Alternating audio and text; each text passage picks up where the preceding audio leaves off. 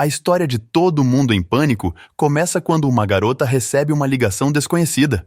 Um cara estranho começa a puxar assunto, perguntando várias coisas sem sentido, como, por exemplo, qual seu filme de terror favorito? Bom, essa pessoa fala que queria ver ela por dentro, já que tinha comprado a revista dela. Ela, despreocupada, diz que ele poderia ver isso na página 20. Mas esse cara que estava usando uma máscara do pânico diz que preferia ver pessoalmente como ela era por dentro. A garota fica mais preocupada ainda quando ele diz que seria bom ela verificar as entradas da casa. Nisso, a campainha toca, e ela vê o cara com uma roupa do pânico, e imediatamente ela sai correndo. O pânico começa a perseguir ela e logo a roupa dela vai caindo. Até que ele consegue alcançá-la e manda uma tremenda de uma furada nela. Mas o engraçado é que quando ele puxa a faca de volta, ela vem com um pedaço de silicone. Bom, a garota aproveita essa oportunidade para correr e de imediato ela consegue ver um carro se aproximando. Ela pede ajuda, mas o engraçado é que no final ela é atropelada pelos próprios pais, que por sinal estavam fazendo coisas que na minha época de adolescente eu não entendi, mas agora eu entendo. O cara estava dirigindo enquanto sua esposa dava uma relaxada nele. Enfim, vale destacar que essa história não tem muito sentido, mas, mesmo assim, vamos conhecer a protagonista dessa história. Cindy. Ela estava recebendo uma visita do seu namorado Bob. Esse garoto estava muito ansioso para dar uma relaxada com ela, pois, aparentemente, ela era virgem. Já na manhã seguinte, o ônibus escolar para na escola de Cindy, onde conheceremos o resto dos amigos malucos dela. Começando com Brenda, uma mulher que só falava gritando, e o seu irmão, Shorty, um cara muito louco e noiado. Temos também Buffy, a garota popular e mais bonita do grupo. Bom, enquanto caminham para a escola, eles se cruzam com essa repórter aqui, chamada de Gale. Ela está noticiando a morte da garota do início do vídeo, mas agora esse carinha não a deixa trabalhar em paz. E por isso, do nada, ela manda bala nele. Em seguida, conhecemos Ray, o namorado de Brenda, além de Greg, o noivo de Buffy. Enfim, Cindy diz que é muito curioso que tudo isso está acontecendo exatamente no aniversário da noite em que eles mataram aquela pessoa. Há muito tempo atrás, eles passaram por cima de uma pessoa e não prestaram socorro. E para piorar, acabaram jogando seu corpo em uma doca. Enquanto isso, a repórter tenta pegar informações sobre o caso com esse suposto policial comunitário chamado de Duffy, que por sinal era o irmão de Buffy. Enfim, mais tarde na aula, Cindy pensa que vê algo no pátio, e eis então que ela recebe alguns recados, falando que sabem o que eles fizeram no último Halloween. O bilhete falava sobre a pessoa que eles mataram. Bom, Cindy é levada para o escritório do diretor, pois eles estão interrogando estudantes sobre a morte da primeira garota. Mas isso não leva a lugar nenhum. Mais tarde, no treino de futebol americano, Greg fica sozinho nos chuveiros quando encontra uma foto do seu pequeno membro. E o engraçado era que era muito, mas muito pequeno mesmo. E por isso, em seguida, Greg vai tomar satisfações com seus amigos, pois ele acha que isso foi coisa deles. Mas, quando o pessoal vê a foto, todos começam a rir, até as meninas. Cindy diz que isso não estava certo, pois ela já tinha recebido bilhetes estranhos e agora ele tinha recebido essa foto. Ela então fala que eles deviam acionar a polícia. No entanto, revoltado, Greg segura o pescoço dela e fala que ninguém vai chamar a polícia. Ao passo que começa a meter porrada em Cindy. À noite, vemos Buffy participando de um concurso de beleza. E para a apresentação dela, ela diz que vai interpretar uma cena de suspense. Mas, nesse momento, lá em cima, ela vê o pânico matando Greg, que era seu namorado. Ela fica horrorizada com a cena. Buffy começa a desesperar-se e a gritar de verdade. Pedindo ajuda, ela diz que seu namorado está sendo morto. Mas todos pensam que isso faz parte da atuação dela. E o engraçado é que, devido a essa suposta atuação, ela acaba ganhando esse concurso. Ela fica muito alegre e pouco se importa se mataram o seu namorado. Afinal, o importante era que ela tinha vencido. Então, depois disso, todos vão para suas casas. Enquanto isso, Cindy está tomando um banho em sua banheira. e do nada recebe uma ligação. Essa pessoa diz a ela que ainda sabe o que eles fizeram no último Halloween. Nisso, o pânico entra na casa dela e começa a persegui-la por todo o lugar. Cindy, tentando evitar dele chegar nela, joga um vaso, uma bicicleta e até mesmo a sua própria avó. Ela consegue entrar em seu quarto e liga para a polícia e a polícia chega bem rápido. Mas o intrigante é que quando a polícia estava chegando, Bob entra em seu quarto pela janela. Se, para piorar, ele deixa cair um celular e uma faca, ele diz a ela que não é isso que ela estava pensando, mas a polícia acaba levando ele preso. Em frente à delegacia, Gale tenta entrevistar Cindy, mas do nada aparece Buffy, querendo todos os holofotes. Mas Gale queria mesmo era entrevistar Cindy. Então, para chamar a sua atenção, ela disse isso. Cindy, Cindy, tu traseiro está gordo! Por outro lado, no meio de toda essa confusão, Pânico liga para Short. Ele estava o ameaçando, mas o cara estava tão brisado que nem entendeu que isso era uma ameaça. Já na casa de Buffy, Cindy recebe uma ligação do Pânico, dizendo que eles pegaram a pessoa errada. Na manhã seguinte, Ray diz a Cindy que Bob já está livre, e que isso significa apenas que o Pânico ainda está atrás deles. Mas Cindy dá a ideia de todos passarem a noite juntos em sua casa para não correrem risco de serem pegos sozinhos. Porém, eles devem manter segredo sobre isso, para que o Pânico não descubra onde eles vão dormir hoje. Mas o engraçado é que quando o noiado escuta isso, ele sai gritando que hoje teria festa na casa da Cindy. Em seguida, Cindy se encontra com Bob, e ele logo trata de dizer que ele era inocente. Mas, do nada, aparece um cara da prisão e já vai abraçando-o por trás, dando a entender que relaxou com ele. E, de fato, na época, eu não entendi bem essa piada, e realmente só fui entender depois de muitos anos. Pois é, eu era muito inocente. Mais tarde, Buffy está sozinha. Depois do banho, o Pânico aparece e logo joga ela contra sua parede. Ela fica caçoando do Pânico, dizendo que ela não teria coragem de fazer isso com ela. Mas o engraçado é que o cara realmente a matou. A Gale fica sabendo do ocorrido e logo vai cobrir a reportagem. Ela estava entrevistando alguns estudantes, perguntando o que eles fariam se, por acaso, esse cara aparece para matar eles. E o engraçado é que, do nada, o Pânico aparece e começa a matar a garota na frente das câmeras. A repórter, sem noção, continua a entrevistar a garota, perguntando como ela se sente sendo morta pelo Pânico. Pois é, ela mandou essa. Mais tarde, Brenda e Ray estão assistindo um ótimo filme, e no filme dizia que você deveria se inscrever no canal. E aí? Você já se inscreveu? E agora? Bom, Ray fala que quer ir ao banheiro. E é aqui que ele encontra um buraco na parede, e curioso, ele coloca seu ouvido no buraco. E eu não vou entrar em detalhes do que aconteceu, por medo de dar problema no vídeo, mas vamos dizer que o ouvido dele estourou com algo entrando dentro. Por outro lado, Brenda começa a gritar no meio do filme. Ela estava falando no telefone e assistindo o filme, e por isso todos os presentes ficaram irritados. Mas o curioso é que do nada o Pânico aparece e se senta ao lado dela, meio que querendo intimidá-la. Mas a mulher é tão sem noção que nem liga e continua a falar no telefone. E por isso, todos ficam ainda mais irritados. E o resultado? Ao invés do Pânico matar ela, todos se juntam e começam a mandar facadas nela. Já na festa de Cindy, todos estão se divertindo muito, como já era de se esperar. Cindy fica cheia das biritas, e como ainda era virgem e estava com medo de ser morta pelo Pânico sem nunca ter feito nada, ela manda o seu namorado subir para o seu quarto. E o engraçado é que quando Cindy começa a se pegar com Bob, as suas línguas ficam presas. Se não fosse o bastante, quando ele tira a parte de baixo da roupa dela, saem vários morcegos. E no grande clímax, ele acaba dando uma relaxada daquelas e, em seguida, a jogando contra a parede devido tamanha pressão. Bom, a verdade é que na época em que assisti esse filme, eu pensei que isso era espuma.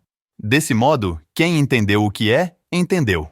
Enfim, perto dali, o Pânico estava doidão com o grupo de noiados. Eles estavam tão doidos que começam a fazer uma batalha de rap.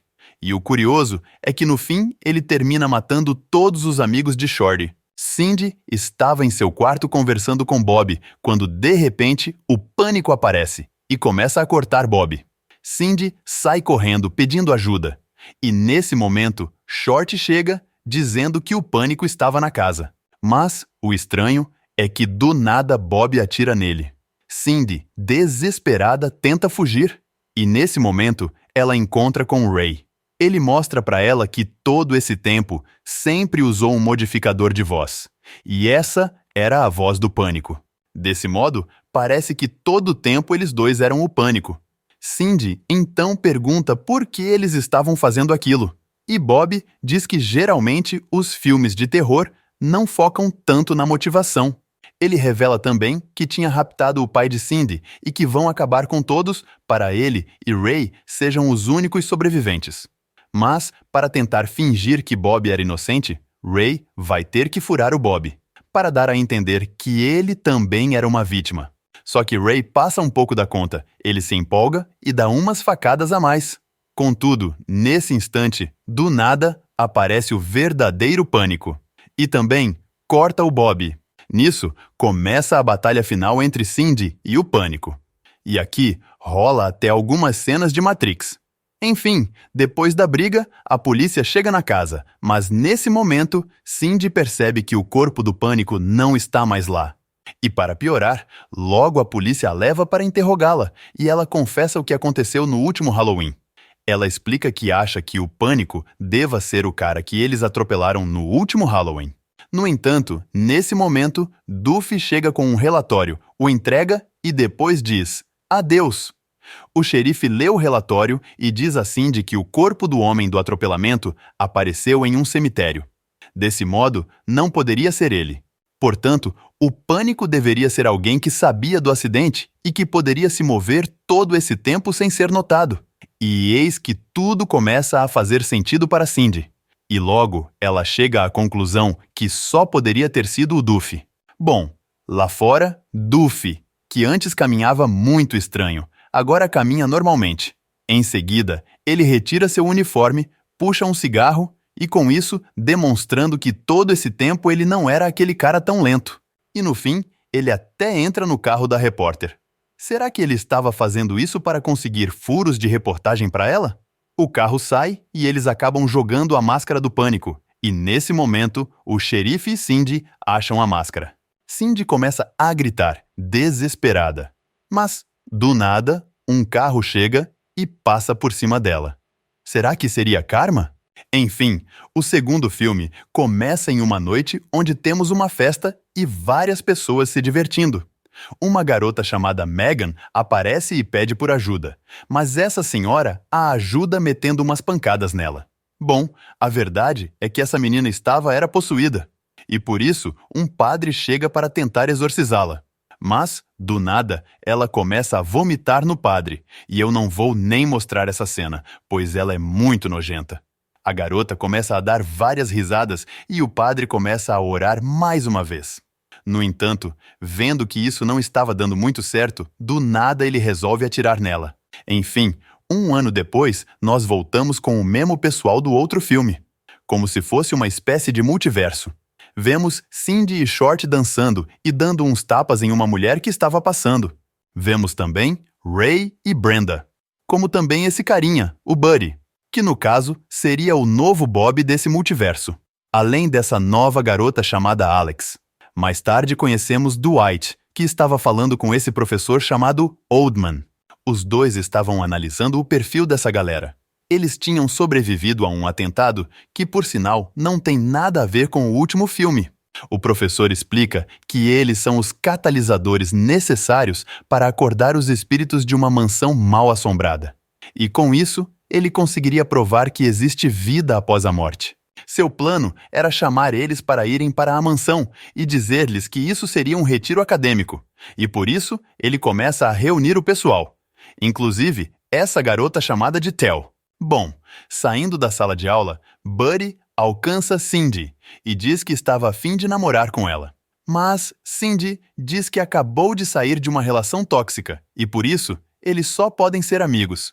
E quando Buddy escuta a palavra amigo, ele faz o que todo bom amigo faz, ela puxa a roupa dela daquele jeito, atolando tudo naquele lugar, deixando como se fosse uma cueca de sumô.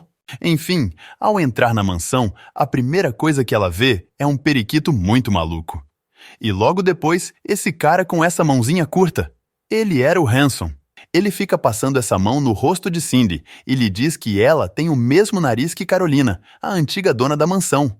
Hanson mostra a mansão e, em certo momento, ele até usa a sua mão estranha para tocar naquele lugar de Cindy. Ele leva Cindy para o quarto da antiga esposa do dono da casa. Enquanto Cindy está se acomodando, algo a assusta. Mas Hanson explica para ela não se preocupar, pois era apenas um gato que pertenceu à antiga família da casa, e que ele está na família há gerações. Bom, no sótão da mansão, o professor explica a Dwight que tinha instalado câmeras por toda a casa. Mas, antes que pudesse continuar, Hanson entra e diz que o pessoal já começou a chegar. E o engraçado aqui é que o cara da cadeira de rodas e o cara da mãozinha começam a trocar insultos preconceituosos, tipo pedindo um aperto de mão ou que ele levante e venha bater nele. Enfim, em seguida, o papagaio começa a caçoar do pessoal que estava chegando. E eu nem posso colocar aqui no vídeo, pois é muito pesado. Bom, mais tarde todos sentam na mesa e o professor menciona que a mansão em que eles estão é o local onde há cerca de 1 ano atrás uma menina foi possuída. Pois é, aquela menina do início do vídeo. Quando eles escutam sobre isso, todos começam a enjoar e a cuspir a comida que estavam colocando na boca. E, para piorar, eles perdem ainda mais o apetite quando olham Hanson mexendo na comida com as próprias mãos. Enfim, nessa noite, Cindy escuta uma voz que lhe diz que ela deve ir para a sala de música, mas logo Buddy chega e começa com sua broderagem. Eles encontram um local secreto, em seguida achando um jornal que falava sobre o antigo dono da casa e sua amante. E para quem não entendeu ainda, provavelmente esse cara que morreu é o fantasma que estava assombrando essa casa. Eles também acham um quadro de Carolina, a esposa dele. Nesse momento, o gato começa a rosnar com eles, e por isso a dupla sai correndo. Mais tarde, Alex é visitado pelo fantasma da casa, e aqui, depois de muito tempo, foi que eu entendi isso. Bom, aparentemente eles deram uma relaxada daquelas. E o fantasma diz que Alex será a sua nova esposa. De volta com Cindy, vemos que o gato começa a atacá-la.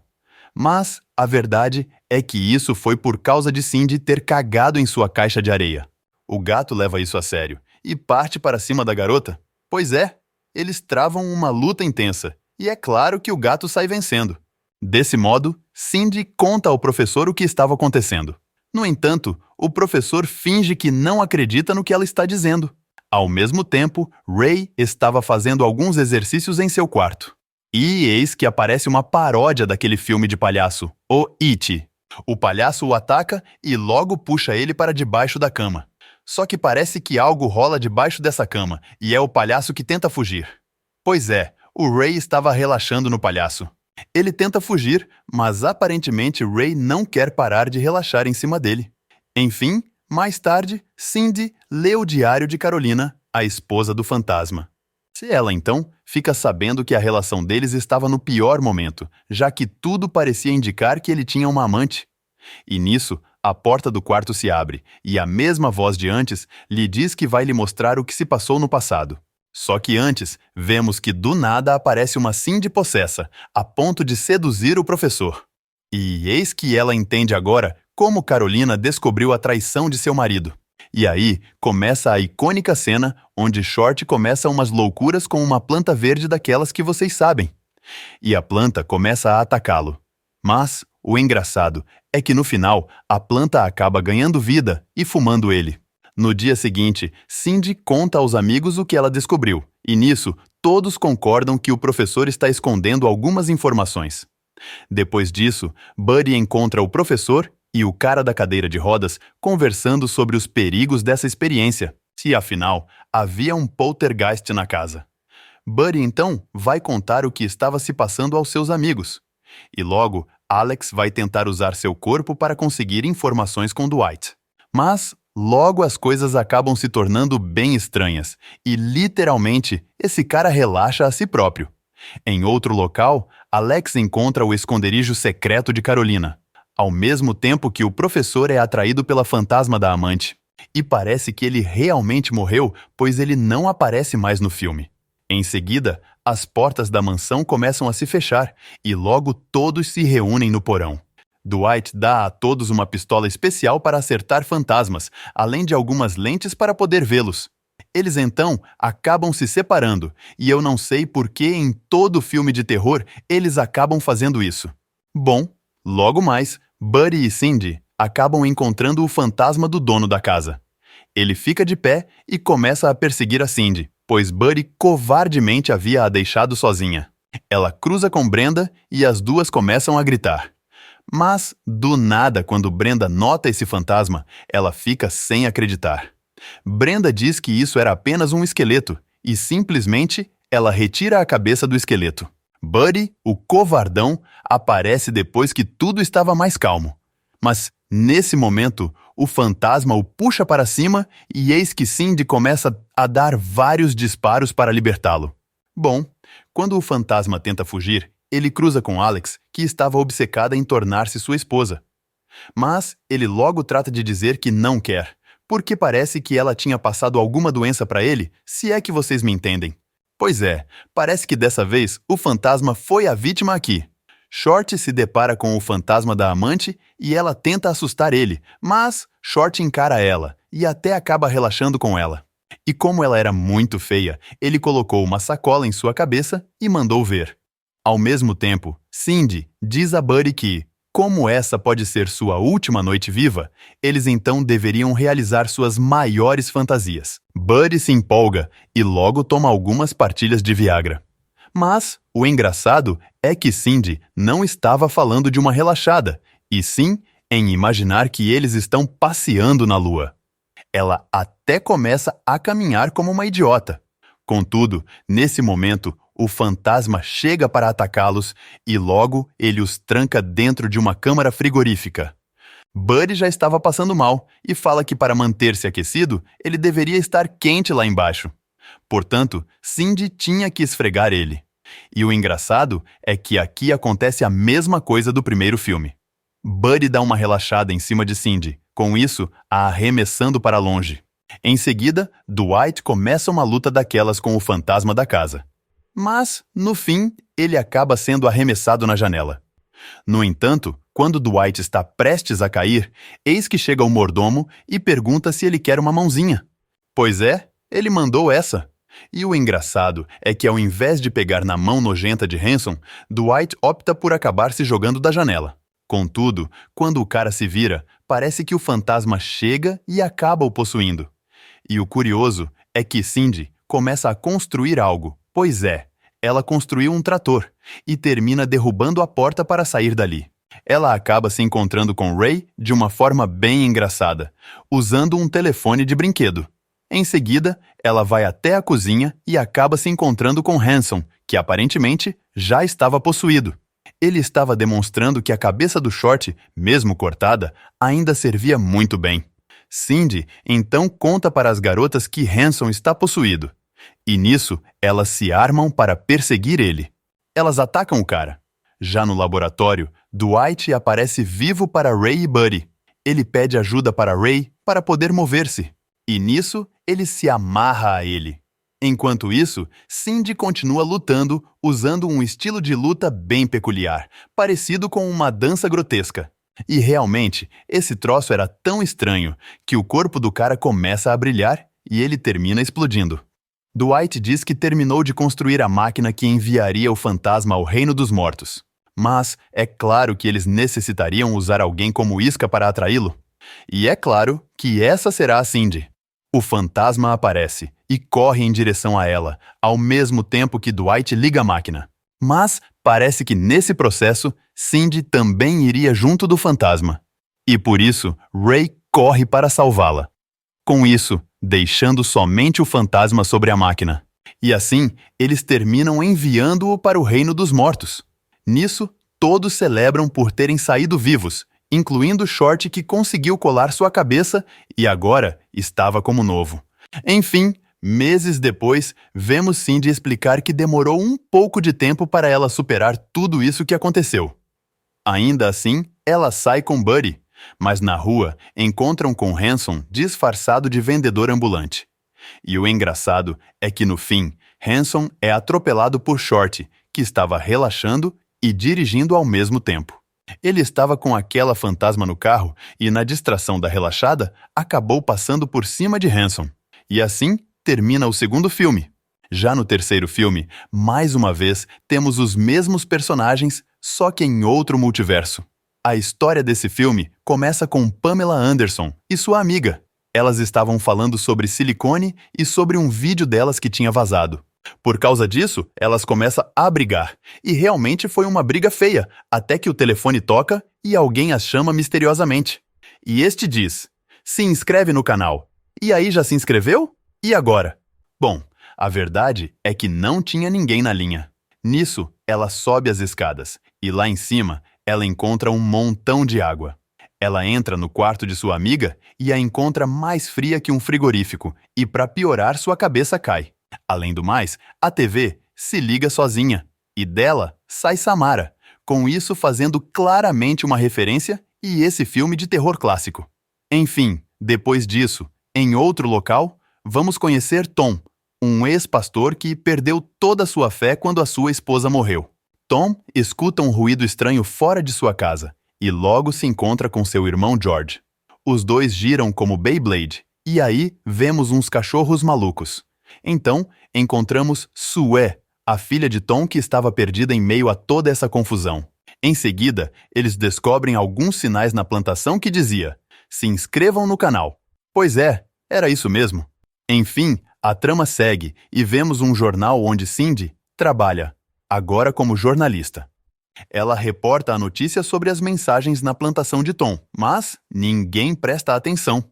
E embora ela própria solicite ao seu chefe para que ela possa trabalhar nesse caso, seu chefe diz que não. Bom, voltando à fazenda, George está vestido como Eminem, pronto para ir para a cidade e conseguir realizar seu sonho de se tornar um rapper muito famoso. Mas Tom diz a ele para parar de ver vídeos no YouTube e procurar um emprego de verdade. Mesmo assim, George acaba partindo. Logo depois, Cindy vem buscar seu sobrinho chamado Cody. A professora dele era a Brenda, aquela mesma do filme passado. As duas se encontram e começam a falar de um certo homem. Em seguida, chega George para buscar sua sobrinha. Cindy fica encantada por George, completamente louca por ele. Mas este, ao invés de convidar a loira, convida Brenda para assistir sua batalha de rap. Depois disso, Cody fica doidão e Cindy pergunta se ele está vendo alguma de suas visões. Ele diz que viu que uma menina de cabelos pretos estava vindo para matá-la. Mas Cindy diz para ele não se preocupar. Porque ele jamais perderia a sua mãe, afinal, eles sempre terão um ao outro. Contudo, quando Cindy olha para o lado, cadê o menino? Ele tinha sumido. Enfim, no dia seguinte, Cindy se prepara para ir para a batalha de rap de George. Mas, antes de ir, ela encontra Cody desenhando imagens bem estranhas. Cindy queria deixá-lo com uma babá, mas não encontrou ninguém disponível. E eis então que chega um padre com uma cara daquelas. E quem entendeu, entendeu. Esse padre iria cuidar de Cody enquanto ela iria para a festa. O padre meio que tira um vinho do bolso e começa a acender umas velas. E Cindy, então, diz que Cody estava com um carocinho lá embaixo e que, se possível, o padre pudesse passar uma pomada. Pois é, na época eu não entendi essa piada, mas hoje eu entendo que eu realmente era muito inocente. Já nos bastidores da batalha de rap, vemos George, que estava bastante nervoso, e por isso, vomitando por todos os lados. Lá fora, Cindy repara que Brenda está tensa. Por outro lado, logo George se encontra com seus amigos, chamados Mahalik e CJ. Eles estavam muito emocionados porque seu amigo branco vai competir com toda a galera profissional do rap. George pergunta quantas pessoas estão lá fora. E quando Mahalik diz que eram pelo menos mais de 200, outra vez George fica nervoso. Seus amigos tentam encorajá-lo e em seguida Mahalik começa a apresentação do rival de George, Um outro cara branco, que aparentemente era bem famoso, um cara chamado de Fat Joe. Ele começa a fazer rap e manda muito bem humilhando George. George, a princípio, até tenta dar tudo de si, mas no fim foi um completo fracasso. Só que logo ele dá a volta por cima e manda um rap muito bom, com isso ganhando o público. Empolgado, ele puxa esse capuz e meio que fica parecendo um capuz de seita branca. E só para constar, a galera ali era em sua grande maioria de cor preta. E de fato, claramente ele faz uma analogia ao pessoal da Ku Klux Klan, que era um movimento de atividades bem contraditórias com pessoas de cor. Pois é, não deu em outra. Eles terminam expulsando George.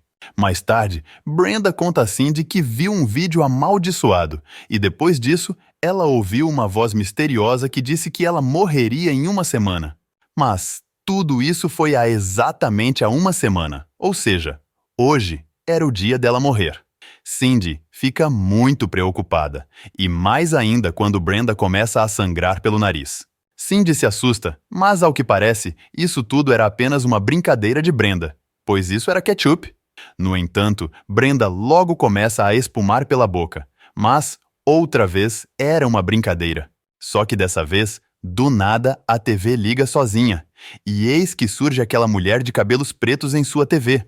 E o detalhe é que quem não lembra, Cody, antes, disse que teve uma visão em que uma mulher de cabelos pretos estava vindo para matar a sua mãe. Se a Cindy não está acreditando nisso, pois acha que isso era mais uma das brincadeiras de Brenda.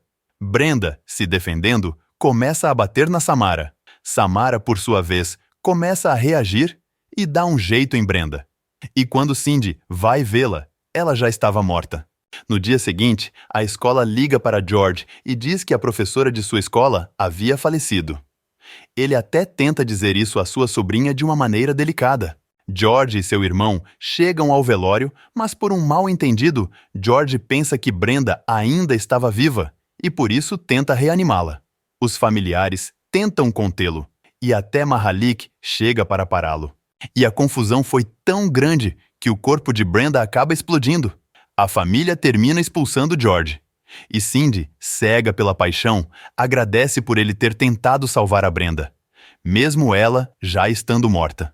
Ela afirma que o que mais necessitava agora era um amigo. E em seguida, ela tasca uma bitoca nele. Contudo, antes de sair, Cindy pergunta à mãe de Brenda por um vídeo que ela viu uma semana antes de morrer. Ela consegue a fita e depois disso, ela vê um vídeo amaldiçoado. Nele, aparecem coisas sem sentido. E logo, uma voz misteriosa diz a ela que ela vai morrer daqui 7 dias. Desesperada, ela chama George, que chega de imediato com seus amigos. Ela explica que assistiu essa fita amaldiçoada e que fala tudo o que aconteceu. George não acredita muito nessa conversa.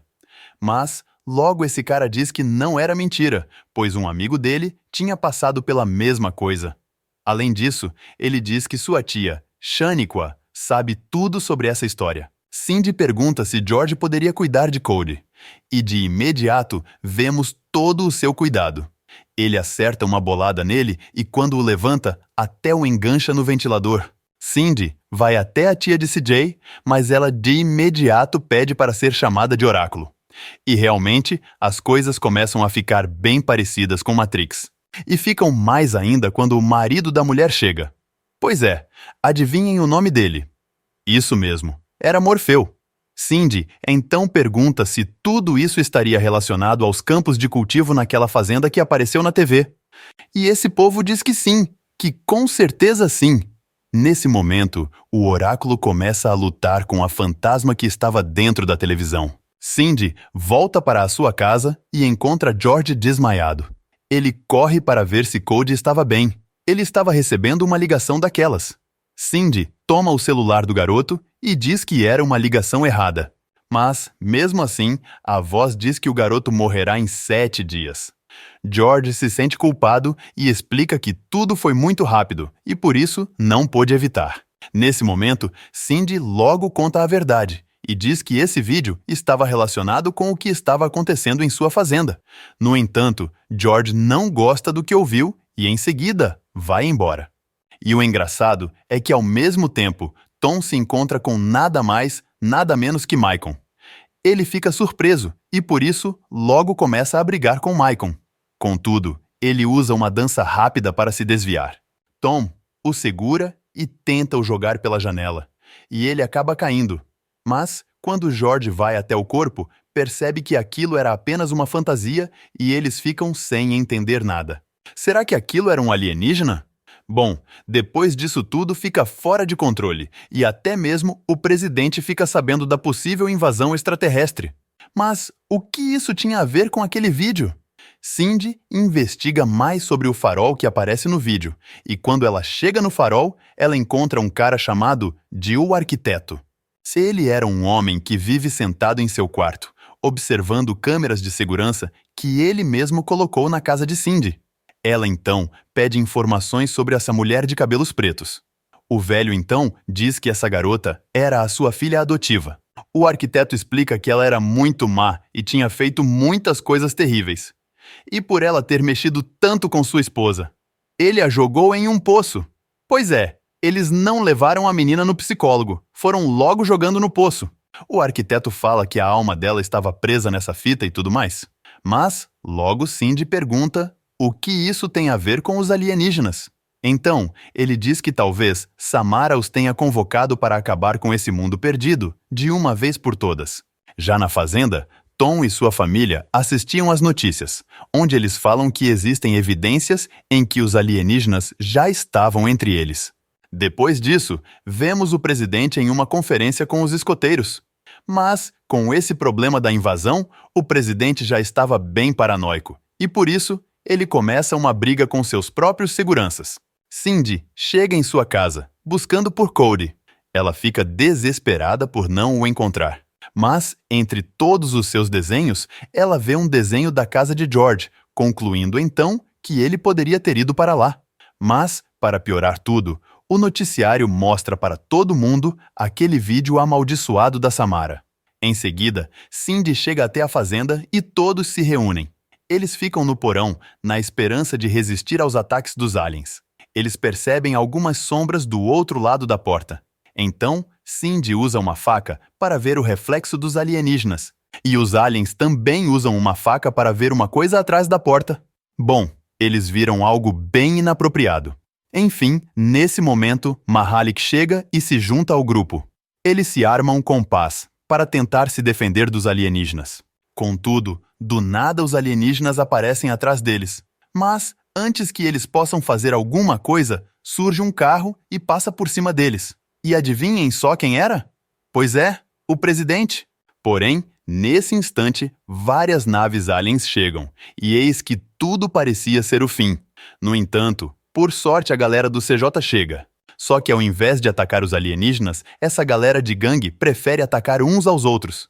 E nisso, todos terminam mortos. Depois desse desastre, os aliens chegam e prendem os caras. Eles até falam que são tranquilos, que são da paz. E que, de fato, eles estavam na Terra apenas em busca de uma menina de cabelo preto, já que eles viram o vídeo também, e agora também vão morrer em 7 dias.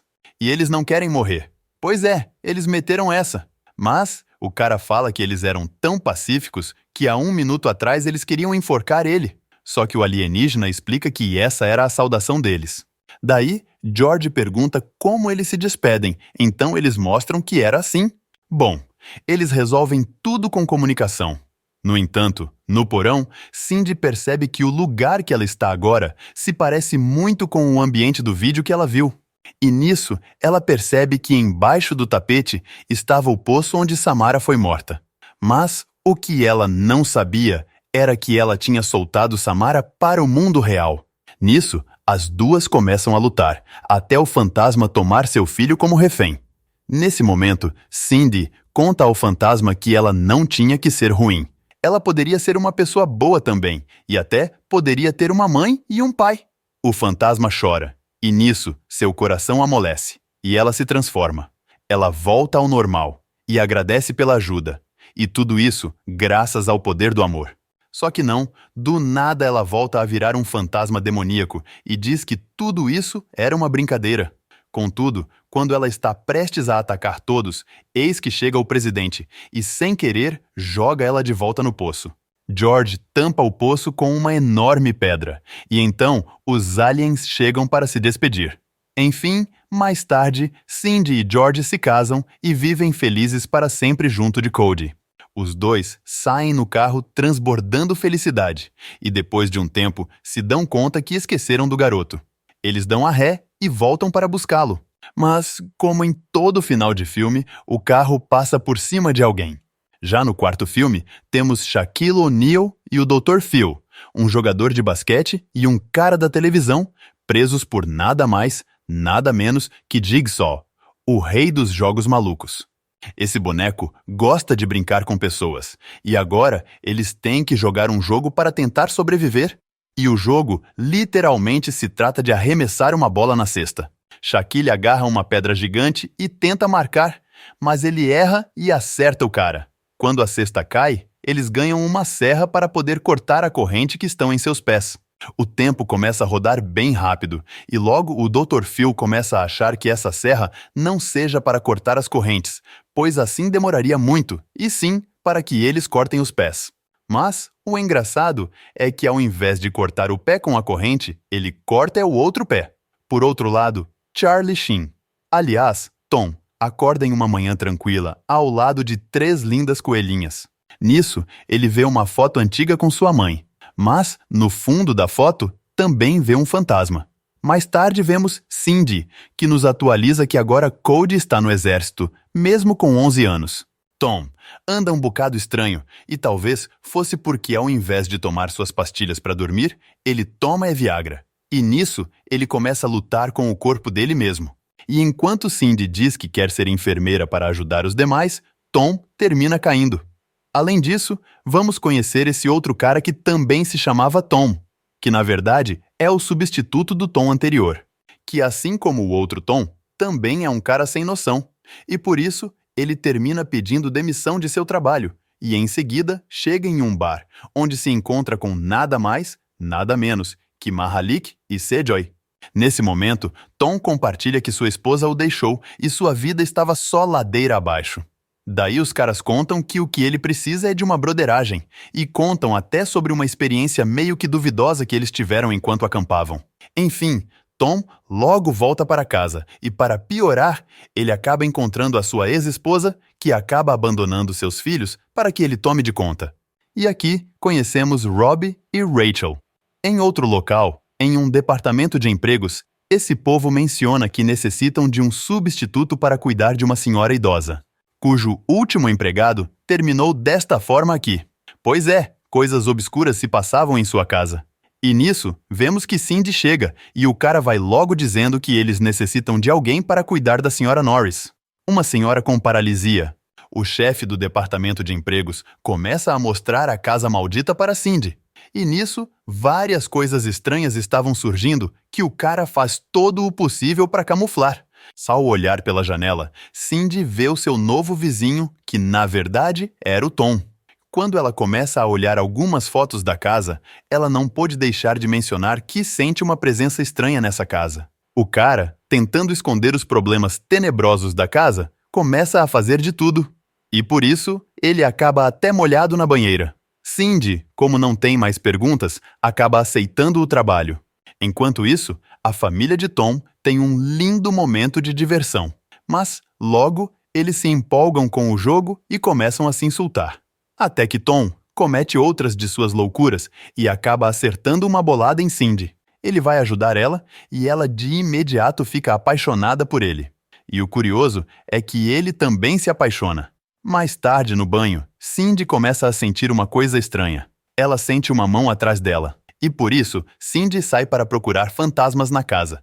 E de fato, ela acaba cruzando com um menino de um filme de terror bem famoso. Só que, antes que pudesse atacá-la, ele cai rolando pela escada. O que faz com que Cindy tome isso como algo normal e, por isso, acaba o ignorando. Em seguida, Cindy vai dar banho na velha, mas ela é tão distraída que acaba dando banho nela com o próprio mijo dela. E para piorar, quando ela tenta limpá-la, ela acaba fazendo mais besteiras. Só que ela logo percebe um fantasma dentro da casa. Ela sobe e assim ela chega até o sótão da casa. Ela cruza cara a cara com o fantasma do menino, mas, devido ao susto, ambos acabam se assustando. No dia seguinte, Tom começa a conversar com Cindy e ela vai contando sobre o que se passou com George. E para quem não lembra, esse era seu marido no final do último filme. Nisso, ela tem um flashback onde ela era uma espécie de Rocky. Ela estava em uma final de campeonato de boxe. Ela estava perdendo e quando Cindy estava prestes a sofrer uma queda, alguém coloca uma cadeira. Mas George tenta salvá-la, e nisso ele acaba batendo o pescoço na cadeira e acabou morrendo. Enfim, de volta ao presente, Tom deixa bem claro que era um mau partido e que não combina com ela. Mesmo assim, logo as coisas começam a ficar quente, e nisso eles dão uma bitoca. Contudo, logo esse romance é interrompido por nada mais nada menos que uma espécie de tempestade. Cindy e Tom entram para a casa, mas logo ele sai para buscar Robbie. E o engraçado é que aqui não temos uma invasão alienígena como no filme Guerra dos Mundos, e sim uma invasão de iPods. Eles entram em sua forma final e começam a vaporizar a todos. Cindy volta para a casa da velha, momento em que cruza com o fantasminha, que diz que seu pai sabe como vencer os aliens. Na rua, ela encontra com Tom e seus filhos, e então diz que sabe de um menino que necessita de ajuda para vencer os aliens. No entanto, Tom diz que está cuidando de seus filhos e, por isso, não pode embarcar em nenhuma aventura louca. E assim, eles separam seus caminhos, prometendo se reencontrarem de novo quando todo esse caos passar. Enfim, logo aparece o presidente do filme anterior. Ele estava visitando uma escola quando um dos seus agentes diz que o planeta estava sendo atacado por aliens. E por isso, a escola vira um completo caos. Por outro lado, Cindy estava caminhando quando acaba vendo um avião que acabou de cair. Bom, ela se encontra com Brenda. E Cindy diz que achava que ela estava morta, como vimos no último filme. Mas ela diz que só fingiu estar morta por causa de um seguro. Cindy diz que está atrás de uma ótima história porque agora ela era uma repórter. Então, Brenda lhe mostra imagens pelo mundo todo. Os aliens estavam destruindo toda a cidade. E por isso, ela diz que a humanidade estava acabada. Cindy diz que ainda tem esperança, pois se elas encontrarem esse lugar no mapa que o fantasminha deu, elas poderiam salvar o mundo. Ao mesmo tempo, Mahalik e CJ pensam que as pessoas que estavam fugindo dos aliens eram zumbis, e por isso eles começam a atacá-los. Cindy e Brenda seguem o mapa e terminam chegando a uma aldeia de pessoas que vivem sem tecnologia. E para quem não percebeu, esse cara aqui é o mesmo autor que tinha a mão pequena no segundo filme. Enfim, investigando, elas duas encontram o pai do garotinho fantasma. Ele era Henry. Ele parece dirigir a aldeia. Contudo, do nada, os guardas capturam as garotas. E então, Henry se reúne com elas e pergunta o que elas queriam aqui. Cindy lhe disse que estava aqui a pedido de seu filho. Contudo, Henry não acredita nisso e as manda para julgamento. Já no julgamento, todos ficam alterados, dizendo que a presença das invasoras pode romper a trégua com aqueles que eles não podem mencionar.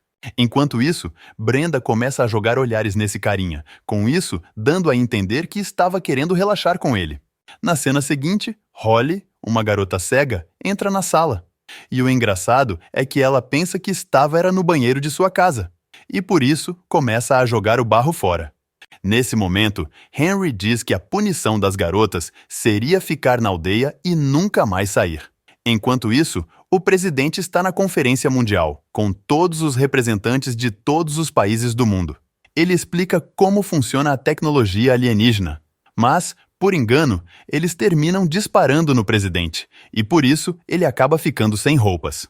E para piorar, ele sem querer termina disparando em todo mundo, e com isso, todos ficam sem roupa também.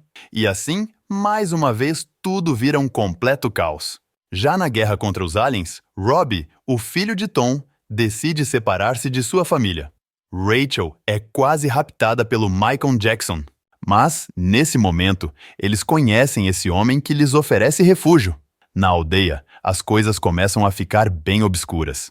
Eles acionaram o alarme, com isso, dando a entender que os monstros tinham chegado. Todos ficam escondidos.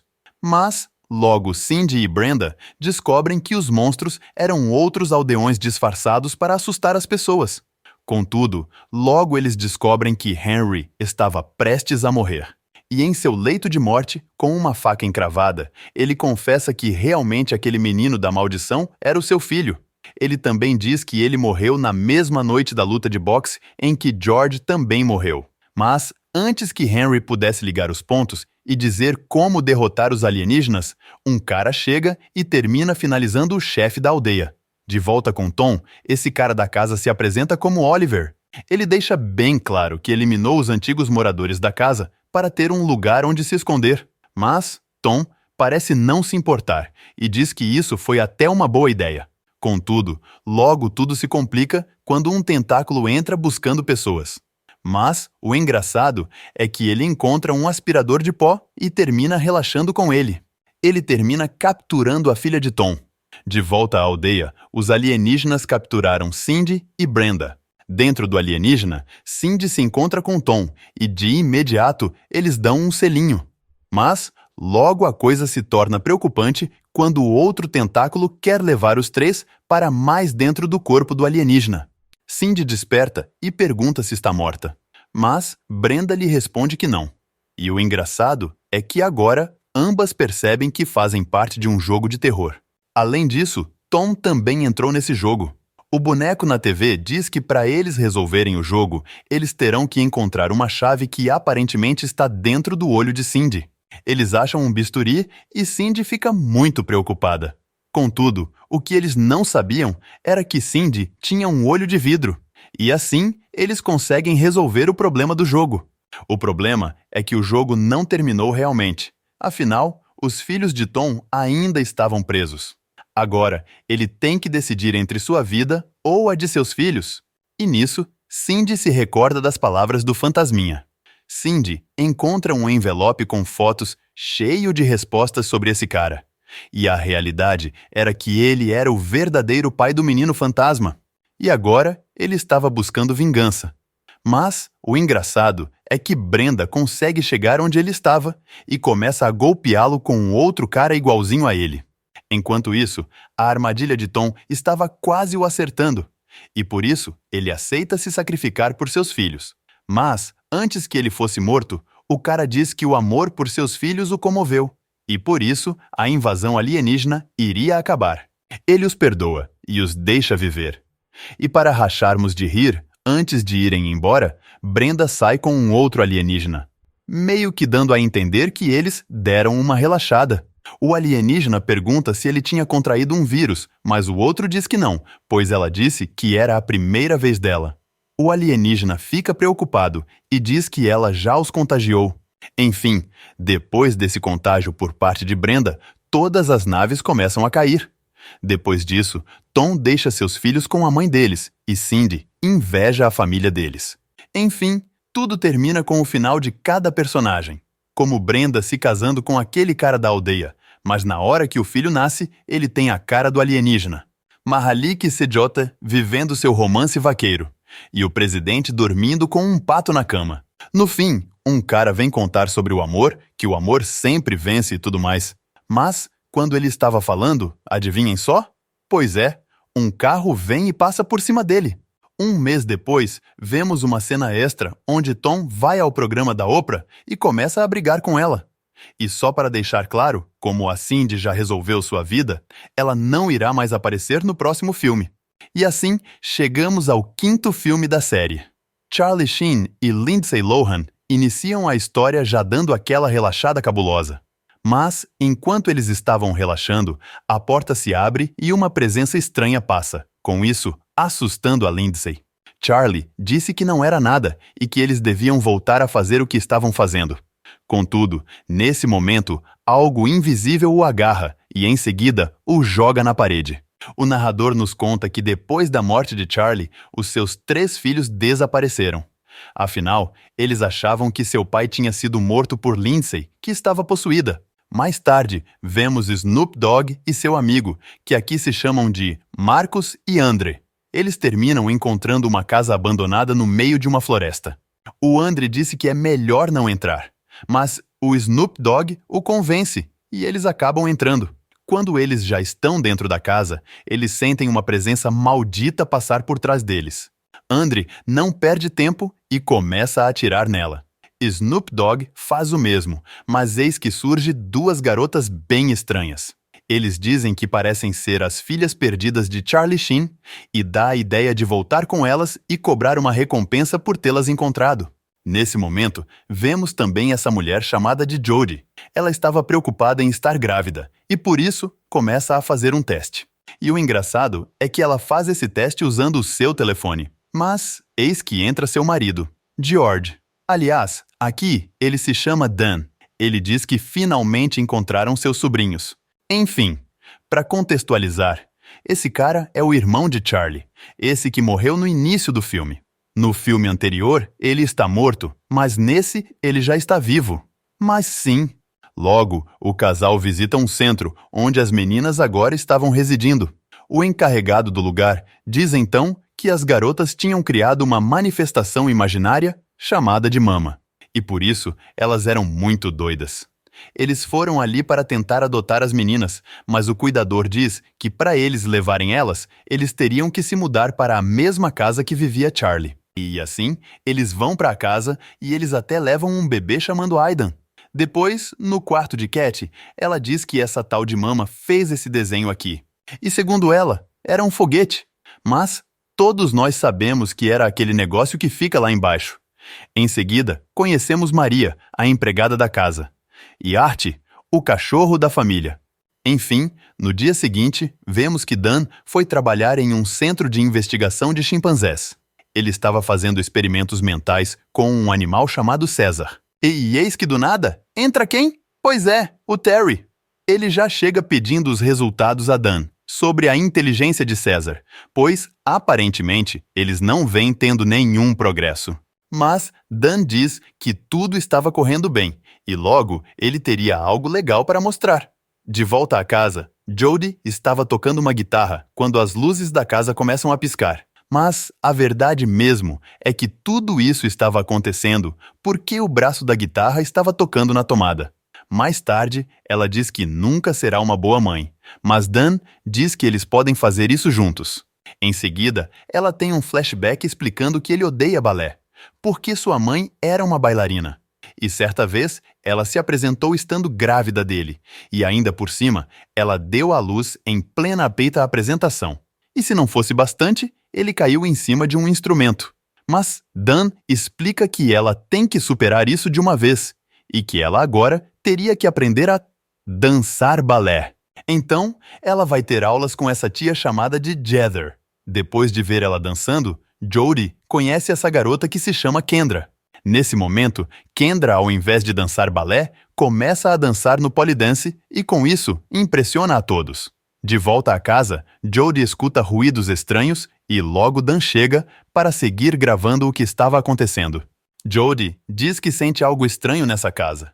Então, Maria diz que eles teriam que limpar os espíritos da casa o quanto antes. Mas eles não lhe dão muita moral. No dia seguinte, eles encontram tudo bagunçado e as meninas dizem que foi a tal de Mama que fez tudo isso. Eles logo começam a vasculhar a casa, e o estranho é que eles acabam encontrando um símbolo diabólico nas paredes. Maria segue insistindo para que eles chamem um médium para que ele limpe as energias da casa. Mas, ao invés disso, Dan começa a pôr mais câmera em toda a casa. E enquanto fazia isso, ele acaba pegando um tremendo de um choque.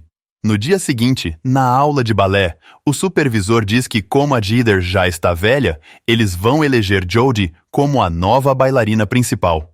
E caso ela não dê certo, esse posto iria automaticamente para Kendra. Pois é, parece que ele queria criar uma rivalidade entre as garotas.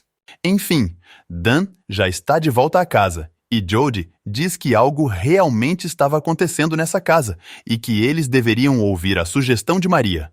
Mas Dan não dá atenção. Nisso, durante a madrugada, Mama começa a assustar a todos. E por isso, no dia seguinte, chega esse cara chamado de Blaine. Ele explica que essa casa realmente está possuída por um demônio e logo começa a fingir que tem uma presença bem ali. Mas o engraçado é que a presença desse demônio realmente aparece e começa a atacar todos. E assim, Mama o leva para nunca mais ser visto. À noite, Jody diz a Dan que agora sim tem certeza que a casa está possuída. Mais tarde, um zumbido estranho não a deixa dormir, e isso era porque os filtros de piscinas estavam possuídos por toda a casa e começam a fazer uma festa. Maria, por outro lado, já estava muito doida, dançando do nada. E por isso, na manhã seguinte, Maria se propõe a benzer a casa toda. Mas Dan se revolta com isso e termina demitindo ele. No entanto, ela não vai embora sem antes advertir que a casa era um perigo. E é claro que antes de ela ir, ela ainda arruma uma confusão e os dois acabam brigando por detalhes trabalhistas. Já no laboratório de investigações de chimpanzés, Dan chega todo espancado para a apresentação sobre o progresso de César. Mas eis que chega Maria para continuar com a briga. E devido a essa luta, sem querer, Dan aperta um botão e com isso liberando todos os chimpanzés. E se não fosse o bastante, César libera um gás que torna todos os animais inteligentes e agressivos, com isso provocando o caos na cidade. E obviamente isso é uma clara referência ao planeta dos macacos, que por sinal pode ser tema de nosso próximo vídeo se vocês pedirem aqui nos comentários. Jody pergunta mais à menina sobre a tal de Mama, e ela diz que sempre a vê em seus sonhos, e que para saber mais sobre ela, ela teria que ter ela em seus sonhos. E por isso, ela chama nada mais, nada menos que esse cara chamado Cole, que claramente parece o Leonardo DiCaprio, fazendo uma referência ao filme, A Origem. Cole conecta a mulher à máquina de sonhos, e eis que tudo fica meio estranho, pois logo eles fazem uma referência ao filme 50 Tons de Cinza. E agora sim, por fim, eles se conectam à garota para poder ver seus sonhos. E nisso, vemos uma mulher lendo livro estranho com palavras demoníacas, que depois de serem lidas, acabam possuindo uma mulher. E assim, explicando a origem de Mama. Mas, para piorar, eles terminam conectando-se com o cachorro. E esse era o sonho dele. Essa noite, Jody faz uma videochamada com Kendra, dizendo que já encontrou a casa de bosque de Mama. Mas, nesse momento, ela pensa que o fantasma estava dentro da casa e começa a golpear algo. E o engraçado era que não era ela, e sim o César. Preocupada, Kendra entra na casa, e quando se depara com César, ela começa a meter pancadas nele. Enfim, Jody e Kendra decidem ir até a casa do bosque, enquanto Dan e César ficam na casa. E assim, elas duas vão até essa cabana. Mas aqui parece que rola uma festa muito louca e acaba rolando todo tipo de coisa, até mesmo uma relaxada com um urso de pelúcia. E eis que passam coisas que na época eu não entendia, mas que agora eu entendo bem. Enfim, no dia seguinte, Jody acorda tarde para o ensaio e Kendra aproveita e consegue o posto de bailarina principal. Jody se irrita com Kendra por roubar seu lugar, mas Kendra diz que não tem ideia do que ela estava falando. E Jody então diz tudo o que elas fizeram na noite passada, sobre as relaxadas. Mais tarde, Kendra vai até a casa de Jody e elas começam a conversar sobre a noite maluca de ontem, sobre o que elas fizeram. E o pior é que na gravação termina aparecendo Mama, dessa forma confirmando que ela é realmente real. E nesse momento, elas encontram um jornal e descobrem a história das meninas que foram encontradas na cabana no começo do filme. Então, elas decidem ir até essa outra cabana. Porém, ao chegar, elas se encontram com um grupo de pessoas católicas cantando canções sobre Jesus. No entanto, isso não importa muito, pois em seguida, elas encontram um livro do mal. E assim, leem as palavras malignas e, com isso, fazendo com que esse grupo católico termine possuído. Eles começam a fazer coisas bem obscuras com seus próprios corpos. Mas, por sorte, Jody lê as palavras para terminar a maldição e depois todos voltam ao normal. Só que isso não dura muito, pois logo elas leem novamente e as coisas começam a piorar. Jody, então, volta para casa. Ela conta tudo o que aconteceu, mas Dan simplesmente ignora. Só que eles não sabem é que César estava lendo o livro em silêncio e, com sua inteligência, ele descobre algo. E, em seguida, tenta buscar a outra criança no berço. Só que nesse momento, o fantasma de Mama aparece e golpeia o chimpanzé. Todos correm para o berço, e Dan pensa que a culpa era de César e o manda de volta para o laboratório. Mas, nesse momento, César se dá conta que pode falar, e não só isso. Ele descobre que o motorista era outro chimpanzé inteligente. César diz que tem um fantasma que está pondo em perigo a família de Dan. Bom, nesse momento, Jody termina de revisar as gravações, e enquanto eles discutem, deixam de ver a cena em que Mama aparece. Jody sabe que estava tudo errado, mas eis que ela se lembra que no livro havia um mapa com a localização de um penhasco que ela parece recordar de seus sonhos. Só que é justo nesse momento que Mama aparece para atacar Dan e Jody. Enfim, na manhã seguinte, as meninas não estavam na casa, e então Maria regressa à casa para dar um pastel de desculpas a Dan, que aparentemente estava estragado ou envenenado. Jody, então, diz que acha que as meninas estariam em um penhasco, e quando eles chegam, Jody diz que dirá as palavras do livro para que ela possa transformar Mama em uma humana novamente. No entanto, as coisas se complicam quando Adam é nocauteado outra vez. Nesse momento, Jody diz que tinha se apegado às meninas e que elas pertencem ao mundo dos vivos e não dos mortos. E elas agora têm pais adotivos, e inclusive seu novo pai era o tio delas. Jody tenta ler o livro, mas não encontra a página correta. E então começa a última luta da saga de Todo Mundo Odeia o Pânico. Jody mete uma mordida em Mama, a derrubando do penhasco, e em seguida fazendo ela cair na piscina do iate de Snoop Dogg. E quando ela resolve partir para cima da galera do iate, o que ela não esperava era que dentro da piscina havia um tubarão que começa a mordê-la. Pois é, quando você for muito rico, ponha um tubarão dentro de sua piscina, que nenhum monstro ou fantasma vai pegar você. Enfim, tempos depois, Jody e Kendra se preparam para a apresentação de balé, com isso fazendo uma clara comparação com o filme Cisne Negro, que se vocês quiserem o resumo, também vamos trazer aqui. Jody diz que ao lançar a Mama do penhasco, aprendeu que o importante é a sua família e que já não lhes interessa ser a estrela do show. Depois, vemos todos desfrutarem da apresentação de Kendra e Jody. Até que a voz do narrador explica que a lição maior de todas nesse filme é que os humanos são patéticos e que os chimpanzés dominarão o mundo. E agora sim, fim! E isso é tudo. Eu resumi todos os filmes de Todo Mundo em Pânico. Por isso me ajuda também.